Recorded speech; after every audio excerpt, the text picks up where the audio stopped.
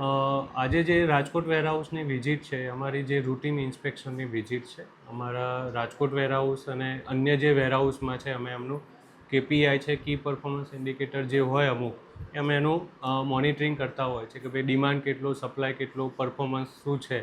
એમાં જ્યારે કોઈ ડાઉનગ્રેડ થતું હોય તો અમે એક આ વિઝિટનો પ્લાન કરતા હોય છે.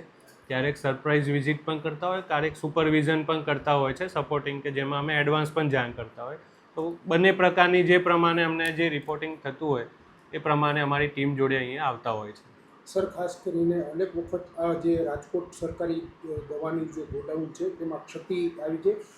મીડિયા દ્વારા પણ અહેવાલ છે તે પ્રસિદ્ધ કરવામાં આવ્યા હતા. તેને લઈને કયા પ્રકારની કાર્યવાહી છે તે કરવામાં આવી? મીડિયા મિત્રો દ્વારા પણ જે અહેવાલ અમે પ્રસારિત જે લાસ્ટ મહિનામાં જે થયા હતા એ પ્રમાણે અમે પ્રાથમિક તપાસણી કરી હતી.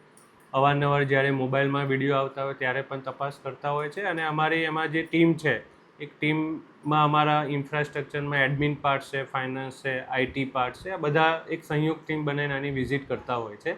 અને એને એક અપગ્રેડ કરવાનો પ્રયત્ન કરવામાં આવે છે. કેપેસિટી બિલ્ડિંગ કરવાની હોય છે, ટ્રેનિંગ કરવાની હોય છે, ઓન સાઇટ ટ્રેનિંગ, આ બધો અમારો એક રોલ રહે છે. અને એ ટ્રેનિંગ આપ્યા પછી એમાં કેટલું એમની ઇમ્પ્રુવમેન્ટ આવેલું છે અમે ત્યાં હેડક્વાર્ટર કચેરી મોનિટરિંગ કરતા હોય છે. સર, ખાસ તો અગાઉ પણ જે મેનેજર હતા તેને સસ્પેન્ડ કરવામાં આવ્યા.